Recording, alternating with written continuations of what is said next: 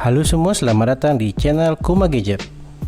Kali ini saya akan melakukan review dari salah satu smartphone buatan Sony yang launching di tahun 2017, yaitu Sony Xperia XZS. Jadi seperti apa fitur-fitur dan performa dari HP buatan Sony ini? Berikut adalah reviewnya.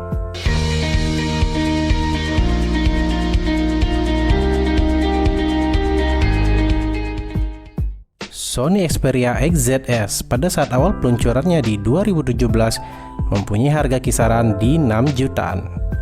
Smartphone ini masuk ke pasar Indonesia membawa segudang fitur menarik.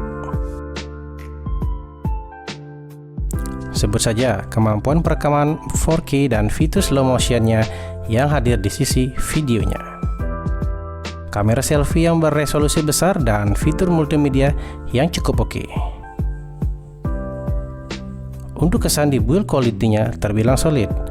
Screen protector Corning Gorilla Glass di bagian layar dan metal aluminium di bagian belakang. Serta aluminium alloy di bagian sisinya membuat HP ini terlihat kokoh. Finishing doff di back covernya menambah kesan elegan di HP ini. Di bagian atas kita masih bisa menemukan audio jack 3,5 mm. Di sisi kanan ada tombol power ditemani volume dan tombol kamera.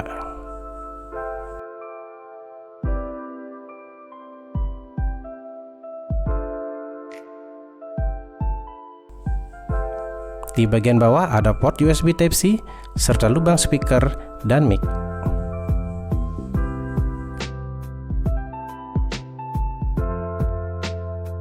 Di sisi kiri ada SIM card tray dan memori eksternal untuk penambahan kapasitas penyimpanan. Sekarang kita akan bahas sektor layar untuk Sony Xperia XZS. Layarnya bertipe LCD dengan ukuran 5,2 inch Full HD. Untuk membuat tampilan layar detail dan tajam, Sony menanamkan teknologi yang dinamakan Triluminous Display Plus X Reality Engine. Di bagian bawah kita akan menemukan tombol Virtual Recent App, tombol Home, dan Back.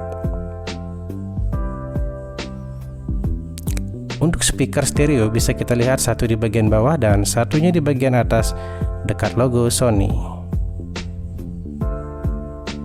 Di bagian atas layar kita akan melihat kamera selfie serta LED notifikasi.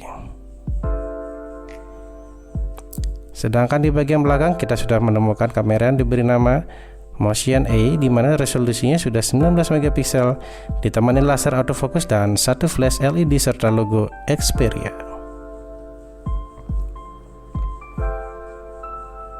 Salah satu fitur yang cukup menarik buat saya yaitu speaker stereonya, di mana suara yang dihasilkan jernih, sudah oke dan letaknya di depan. Tidak seperti kebanyakan smartphone yang letak speakernya di bagian belakang.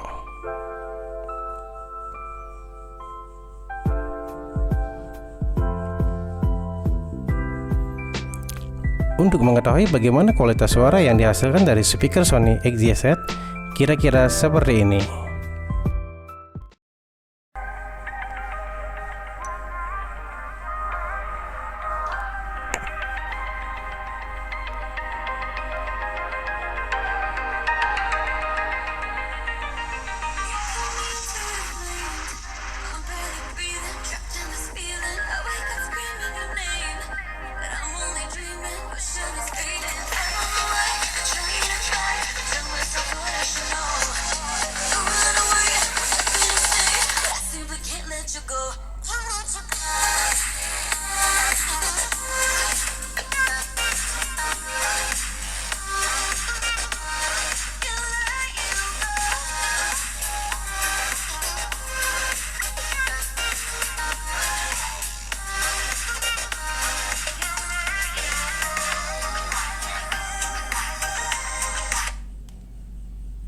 Fitur lain yang menjadi andalan dari smartphone ini adalah kualitas rekaman di 4K dan mampu untuk merekam slow motion di resolusi HD.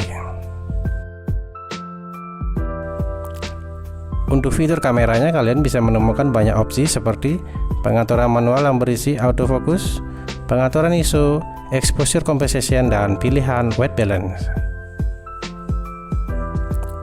Untuk kalian yang tidak ingin terlalu ribet mengenai pengaturan foto, jangan khawatir. Sony menyediakan mode superior, di mana mode ini secara auto memilih pengaturan yang terbaik. Tinggal memilih mode ini dan mulai mengambil gambar.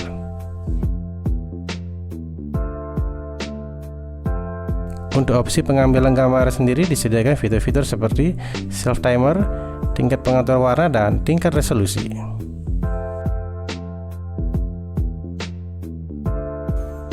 Untuk pilihan autofocus mode yang disediakan yaitu predictive capture, object tracking, auto capturing, touch capture, dan masih banyak lagi yang bisa kalian temukan.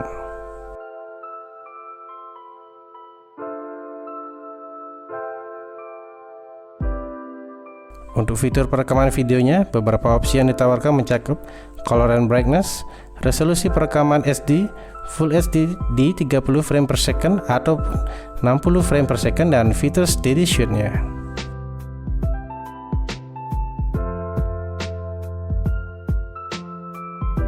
Dan ini dia satu lagi fitur yang ditawarkan di smartphone ini, yaitu kemampuan perekaman di slow motion 120 frame per second ataupun super slow motion 960 frame per second.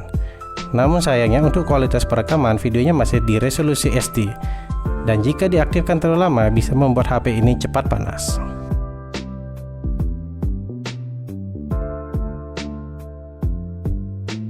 Secara default, operating system dari Sony XZ ini berjalan di Android Nougat, di mana sudah bisa di-upgrade ke Oreo.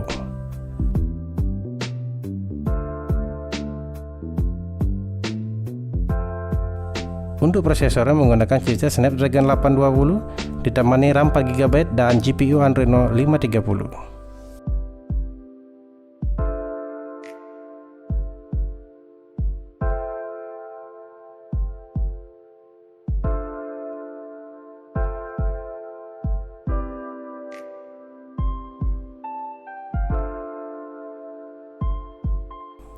Skor untuk benchmarknya sendiri menggunakan software Antutu, saya mendapat di skor 153748.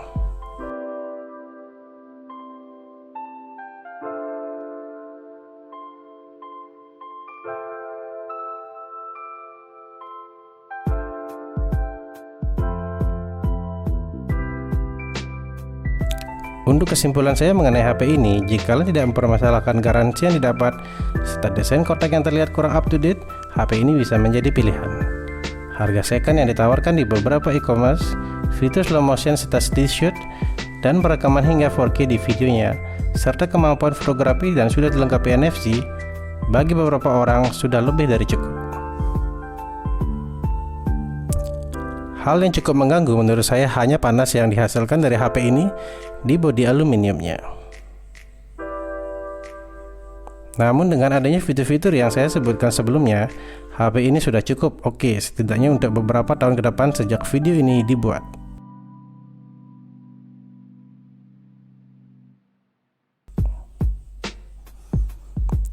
Sekian video review dari Kuma Gadget.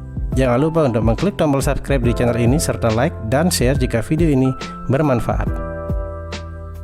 Akhir kata Kuma Gadget undur diri dan sampai ketemu di video berikutnya. Bye bye.